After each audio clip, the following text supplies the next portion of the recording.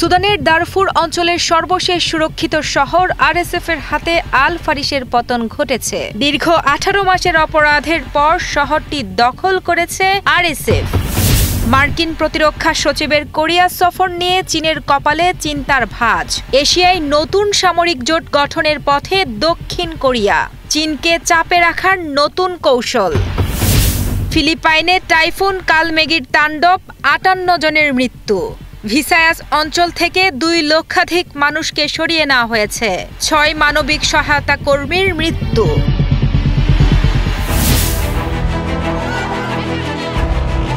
সুদানের দারফুর অঞ্চলের সর্বশেষ সুরক্ষিত শহর আরএসএফ এর হাতে আল ফাশিরের পতন ঘটেছে। দেশটির আধা সামরিক বাহিনীর র্যাপিড সাপোর্ট ফোর্সেস বা আরএসএফ এর হাতে দীর্ঘ 18 মাসের অবরোধের পর শহরটির সেনা সদর দখল করেছে। এরই মধ্যে শহরটি থেকে পালিয়ে আসা নিরস্ত্র বেসামরিক নাগরিকদের ওপর আরএসএফ এর সদস্যদের গুলি চালানোর ভয়াবহ ভিডিও সামনে এসেছে। জাতিসংঘ ইতোমধ্যে একে গণহত্যা বলে বিবৃতি দিয়েছে। আল ফাশিরের পতনের মধ্য দিয়ে কার্যত 2 ভাগে বিভক্ত হয়ে গেল সুদান।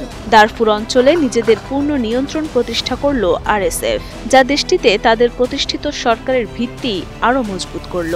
ভয়াবহ এই মানবিক বিপর্যয়ে পোপ লিউস সুদানে অবিলম্ব যুদ্ধবিরতি এবং মানবিক করিডোর খোলার আবেদন জানিয়েছেন। তিনি বলেছেন, আল ফাশিরের নৃশংসতার খবরে তিনি গভীরভাবে ব্যথিত। 11 জুন আন্তর্জাতিক অপরাধ আদালত বা আইসিসির প্রধান প্রসিকিউটর করিম খান আল ফাশিরের যুদ্ধাপরাধ এবং মানবতার বিরুদ্ধে অপরাধের অভিযোগে জরুরি তদন্ত শুরু করেন। তিনি জানান, তার তদন্তকারীরা জাতিগতভাবে উদ্দেশ্যপ্রণোদিত হামলার ও ধর্ষণের অভিযোগ রয়েছে। আগস্ট মাসে ইউনিসেফ জানায়, আল ফাশিরে আনুমানিক 2,60,000 বেসামরিক নাগরিক, যার মধ্যে 1,30,000 শিশু ভয়াবহ পরিস্থিতিতে আটকা রয়েছে। ইউনিসেফের মতে, পূর্ববর্তী মাসগুলোতে আল ফাশির এবং আশেপাশের শিবিরগুলো থেকে অন্তত 6 লাখ মানুষ বাস্তুচ্যুত হয়েছে, যাদের অর্ধেকই শিশু। অক্টোবরের 10 ও 11 তারিখে আল ফাশিরের একটি আশ্রয়কেন্দ্রে আরএসএফ এর ড্রোন ও কামানের হামলায় অন্তত 60 জন নিহত হন। 11 অক্টোবর পোস্ট করা এক প্রত্যক্ষদর্শীর ভিডিওতে হামলার ভয়াবহতা ফুটে ওঠে, যেখানে একটি মারাত্মকভাবে ক্ষতিগ্রস্ত ভবন এবং চারপাশে পোড়া আসবাবপত্র ছড়িয়ে ছিটিয়ে থাকতে দেখা যায়। অবশেষে 26 অক্টোবর আরএসএফ ঘোষণা করে তারা আল ফাশির শহরের সেনাবাহিনীর সদর দপ্তর দখল করেছে, যা দারফুর অঞ্চলে সুদানের সেনাবাহিনীর শেষ শক্ত ঘাঁটি ছিল।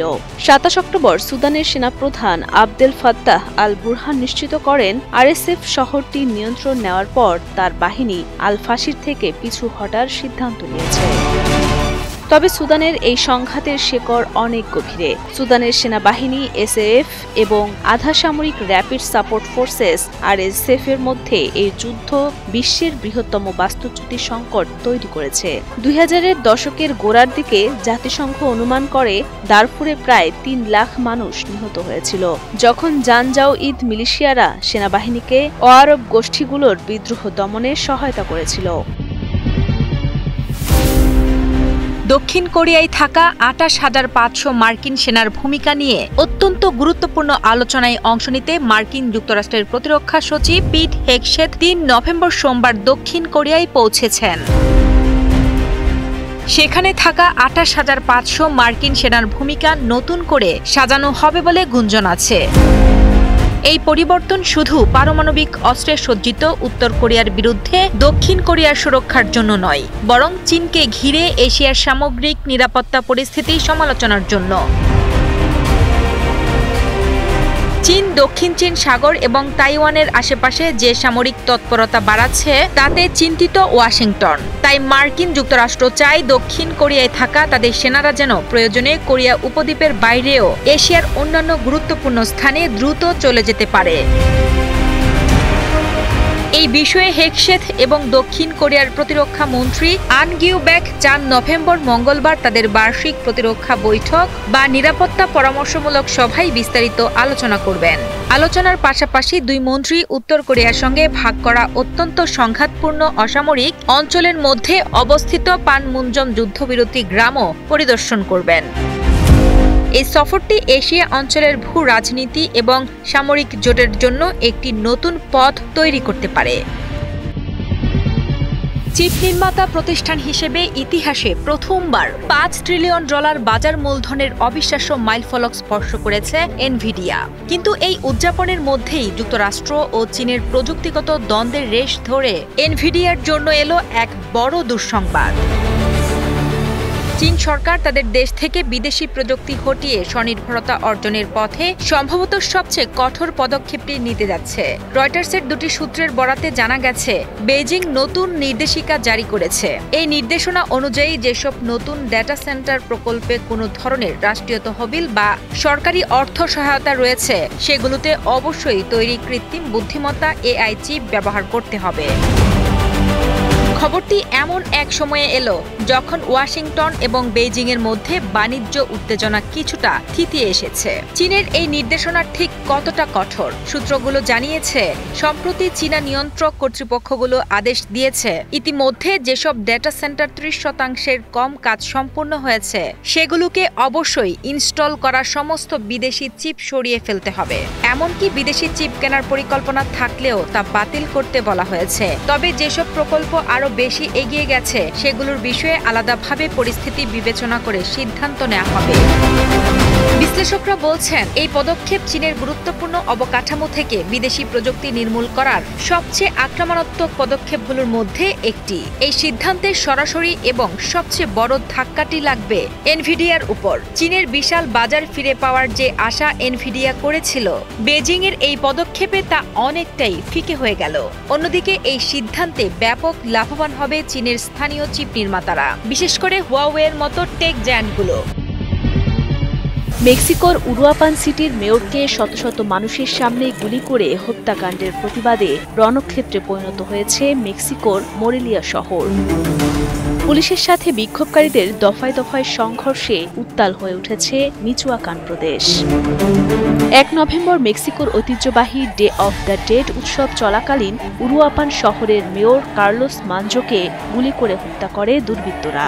এ ঘটনার জেরে সোমবার হাজার হাজার মানুষ মিচুয়াকান প্রদেশের রাজধানী মোরেলিয়ায় গভর্নমেন্ট প্যালেসের সামনে জড়ো হয়ে বিচার দাবি করেন। এক পর্যায়ে বিক্ষোভকারীরা ক্ষুব্ধ হয়ে উঠলে পুলিশের সাথে তাদের ব্যাপক সংঘর্ষ বাধে। পরিস্থিতি নিয়ন্ত্রণে আনতে পুলিশ বিক্ষোভকারীদের লক্ষ্য করে টিয়ার গ্যাস ছোড়ে।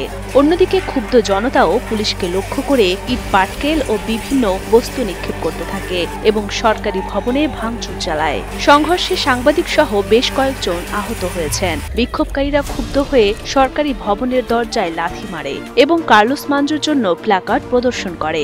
একজন প্রতিবাদকারী বলেন, আমার পরিবারের জন্য, মেক্সিকোর জন্য, কার্লোসের জন্য, সম্প্রতি নিহত বার্নুডোর জন্য এবং যারা মারা গেছে তাদের সবার জন্য আমি এখানে এসেছি। স্থানীয় মিডিয়া জানায়, নিহত কার্লোস মানজো একজন স্বতন্ত্র মেয়র ছিলেন। তিনি দীর্ঘদিন ধরেই উরুয়াপান শহরে সক্রিয় থাকা মাদক কার্টেল এবং চাঁদাবাজদের বিরুদ্ধে সোচ্চার ছিলেন। এই অপরাধী চক্রকে দমাতে তিনি কেন্দ্রীয় সরকারের হস্তক্ষেপও চেয়েছিলেন। ধারণা করা হচ্ছে, এই সোচ্চার ভূমিকার কারণেই তাকে প্রাণ দিতে হলো। এই হত্যাকাণ্ড মেক্সিকোর মিচুয়াকান রাজ্যে সংগঠিত অপরাধ এবং দুর্নীতির গভীর সংকটকেই ফের সামনে নিয়ে এসেছে। জাপানে ভাল্লুকের আতঙ্ক ও একের পর এক হামলায় বিপর্যস্ত জনজীবন।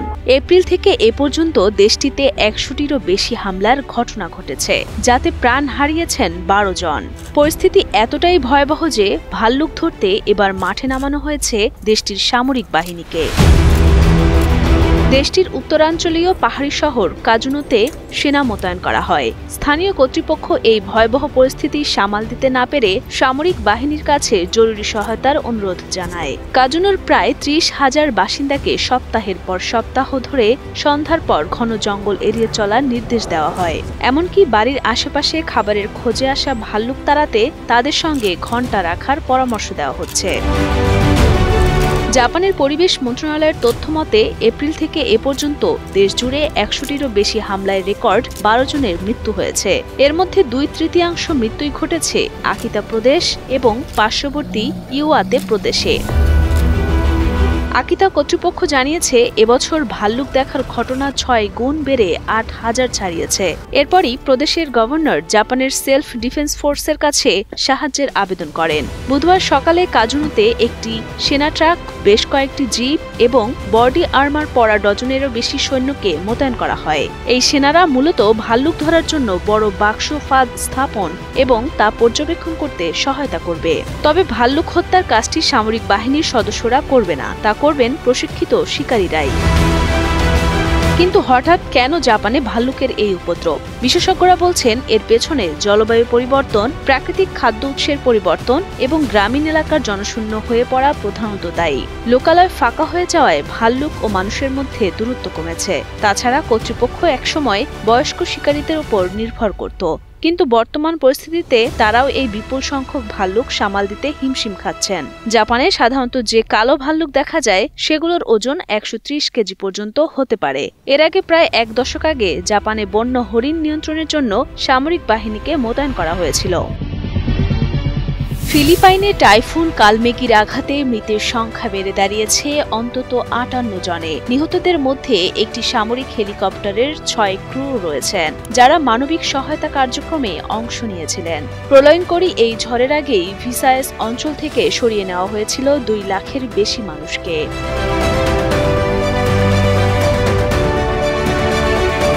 5 নভেম্বর বুধবার সেবু প্রদেশের তালিশায় শহরে দেখা গেছে ভয়াবহ ধ্বংসযজ্ঞের চিত্র। নদীর পানি উপচে পড়ায় আশপাশের ঘরবাড়ি কাদামাটিতে ঢেকে যায়। রয়টার্সের ড্রোন ফুটেজে দেখা যায়, নদীর তীরে ঘরবাড়িগুলোতে কার্যত ধ্বংসস্তূপে পরিণত হয়েছে। হালকা উপকরণ দিয়ে তৈরি বাড়িঘর ভেঙে দুমড়ে মুচড়ে গেছে। বেঁচে যাওয়া মানুষজন তাদের সর্বস্ব হারিয়ে এখন ভাঙা ঘরবাড়ির ধ্বংসস্তূপের মধ্যে প্রয়োজনীয় জিনিসপত্র খুঁজে বেড়াচ্ছেন।